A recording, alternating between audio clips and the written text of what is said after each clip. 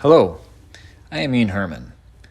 This video is a compilation of my works from fall of 21 at Syracuse University's Masters of Architecture program, Studio 604. Thank you for watching. This materials-based course started with choosing a material and its inherent properties to construct a physical and virtual 1-foot cube. We started by looking at aggregate systems and photos of inspiration. I decided early on that I wanted to try and tap the universal knowledge of nature. This led me to micro and macro systems like salt molecules and beehives. Concepts used in the cube I constructed were derived from the order of molecules and the chaos of step potentials, as well as the seen and unseen matrices they coalesce around.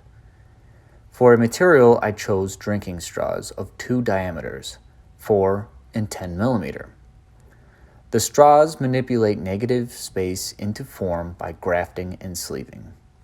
The straws are bundled together into a central core with single straws branching out to anchor the negative space into form. Contrast between chaos and order brings the mass of the negative space to just beneath the horizontal center line. You will see these systems and concepts in my successive works. Gaps. This is the successive assignment to piles. The task was to create a 30-foot tall stair tower using the material and structural properties extrapolated out of the character of the cube. Several factors of consideration for the stair tower had to be made. For example, connection to the ground, tension between ground and sky, as well as tension between inside and out. I extrapolated from my cube several conceptual and tectonic ideas, such as anchoring with negative space, the hexagonal shape from the main trunk created by the bundling of properties, extrapolate connection type of sleeving members together. Repetition and rhythm were used to create structure that allows for different types of space to coalesce. The members are made of glulam beams that are socketed together by the steel stairs. Together, these members undulate between inside and out, causing compression and release, all while inducing movement upward. The corner condition provides datum and nodes of interest. The experience of the tower is akin to climbing a tree. As you ascend, views out become crowded, and as you reach the top, you can peek out, and eventually, if you dare, emerge and survey the unobstructed view. Anchoring this structure with negative space sets the tower on the slope of a steep grade. The socketed support members sit on 4 opposite sides atop large rectilinear concrete foundations. The negative space between them is the conceptual rooting material grounding the hexagonal stair core in which the structural members abide. The material properties are further explored in the following assignment. Material matters. This short assignment was a study into the material properties of the stair tower.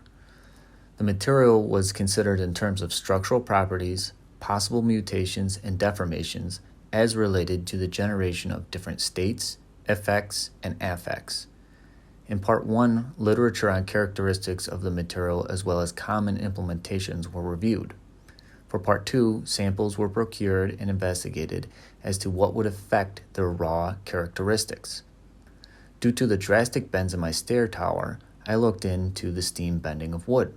In Part 1, I found detailed process, species best used for bending, and equations for minimum bending radius.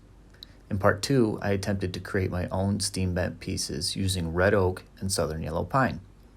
I found tooling marks visible on the oak and that there was potential to use those tooling marks in design.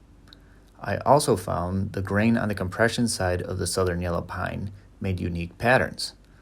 Although these found features didn't make it into the next project, it is mostly due to the scale and level of detail required. Material environments. This final task is to translate the work done so far into an aviary. The project should be based on conceptual, material, and structural ideas constructed throughout the semester. The structure is to relate dynamically to the species it houses.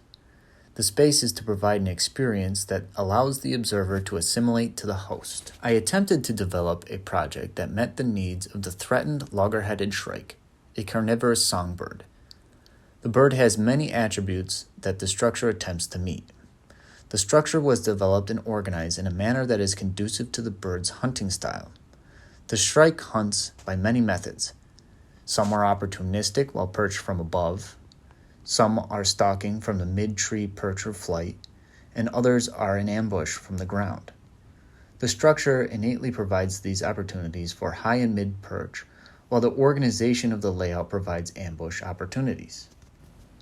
The experience is meant to allow the visitors to assimilate to the bird's hunting style and habitat. The user can occupy high, mid, and low ground. The upper terrace are alive and move with the occupant's steps, making a solid timber thunk. The mid-level provides a vantage point of the aviary to the observer. As the birds seem to prefer cool temperatures, the ground level helps provide a cool reprieve due to the canopy of the upper terrace and the subgrade positioning. The structure is located in a prominent position, acting as a beacon in an effort to spread awareness of the challenges these birds face. The orientation and shape attempt to be additive to the site, providing different types of spaces and opportunities to view the sunset. The structure is built of concrete and steam-bent glue-laminated timbers. The footprint is somewhat radially symmetric, while the emanating structure works to break that mold. The hexagonal shapes are an homage to the initial cube as well as the order to disorder of the timber members. The shape, orientation, and rhythm of the members are an attempt to portray an underlying matrix of negative space, much like the stair tower.